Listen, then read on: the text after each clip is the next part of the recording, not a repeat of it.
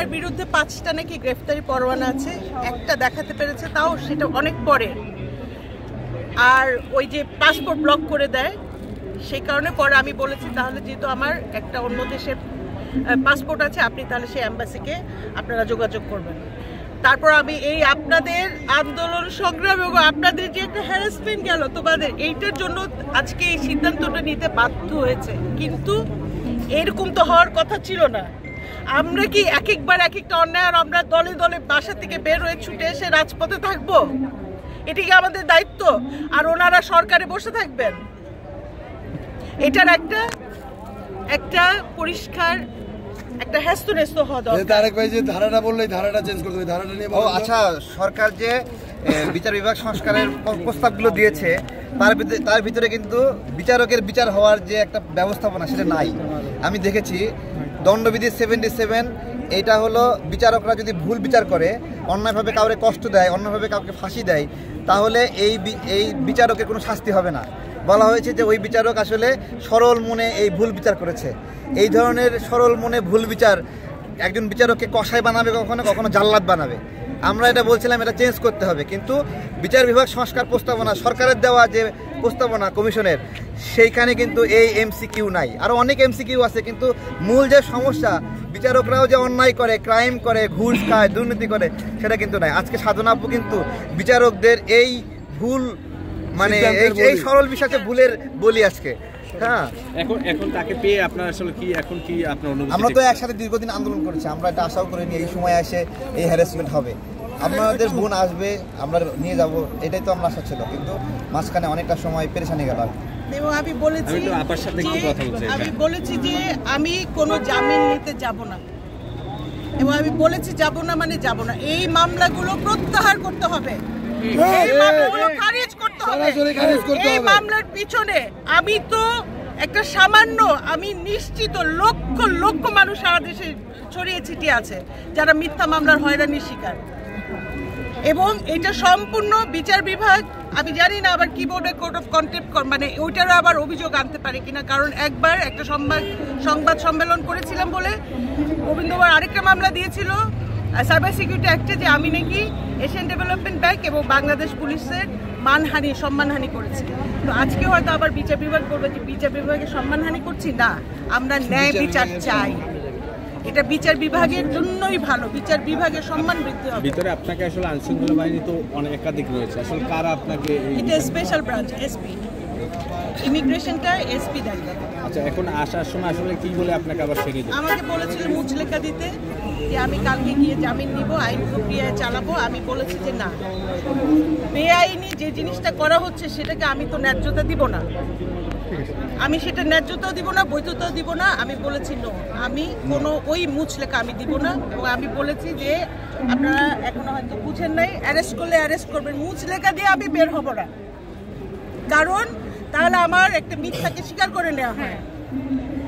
তারপরে ওনারা আপনাদের চাপে, এই ভাইদের বোনদের প্রেসারে পড়ে, আপনারা ভাববেন না যে তারা খুব ভালোবেসে আমাকে ছাড়ছে, একদম এটা চাপে পড়ে ছাড়তে বাধ্য হচ্ছে। এবং শেষে আমার সঙ্গে ভালো ব্যবহারও করেছে। আমি বলেছি আমি বের হয়ে গিয়ে এসপিকে একটা ধন্যবাদও দিব, কিন্তু আমি মুচলেখা বলে কিছু লিখি নাই। আমি একটা চিঠি লিখে দিয়ে আসছি যে এরকম মিথ্যা হয়রানিমূলক মামলা, সেগুলোর বিষয়ে তদন্ত করা দরকার। আপনি কতক্ষণ ছিলেন ভিতরে?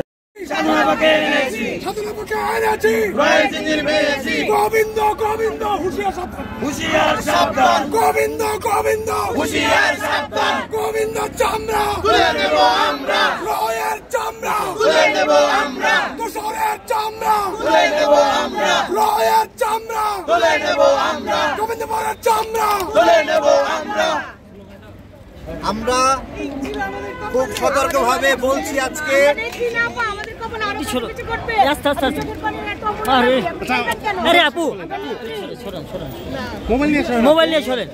কথা ছিল যে জুলাই গণঅভ্যুত্থানের পরে আপনাদের জীবনের বিনিময়ে বাংলাদেশের ন্যায় বিচার প্রতিষ্ঠা হবে। এই যে মিথ্যা মামলা নেয়া, মিথ্যা মামলা দিয়ে মানুষের জীবনটাকে একেবারে বিপন্ন করে দেয়া, এইটা তো হবার কথা ছিল না। আমাদের ছিল পুলিশ প্রভাব না হলে ঘুষ, এগুলো নিয়ে কেন মানুষের জীবন নিয়ে এগুলো হবে? এই নতুন বাংলাদেশে তো আমরা সেটা চাই না। আমি তো ভাবতেও পারি না যেটা খুনি হাসিনার সময়ে যেগুলো হয়েছে সেগুলো এখনো হচ্ছে। প্রভাব এবং এই যে ঘুষ, দুর্নীতি, আমরা সত্যি ন্যায় বিচারের একটা দেশ চাই। আমি জানি না আমার এই বিষয়টা কিন্তু পুরনো, এটা কিন্তু নতুন না। আমি এত অবাক হয়েছি যে হাসিনা নাই, মনিরুল ইসলাম নাই, ডিবির হারুন নাই, বনোজ কুমার নাই, মানে বেনজির নাই, মানে পুরো হাসিনার পুলিশ বাহিনী নাই। তাহলে এখন পুলিশ বাহিনী কিভাবে কাজ করছে? কিভাবে গোবিন্দ বড়রা এখনো পুলিশ বাহিনীকে প্রভাবিত করতে পারে মিথ্যা মামলা দিয়ে? এবং আজকের পরে এটা আমার মাথায় ছিল, আমি সবার প্রতি আহ্বান জানাবো, বিচারপতিদের বিচার হতে হবে। বিচারপতিরা বিচারের ঊর্ধ্বে এই বাংলাদেশ আর থাকতে পারবে না। দণ্ডবিধি 77 বাতিল করতে হবে। যে বিচারকরা যে সরল বিশ্বাসে ভুল বিচার করে, হ্যাঁ, ওই সরল বিশ্বাস আমরা করতে দেব না। সেই সরল বিশ্বাস আর করতে দেব না আমরা।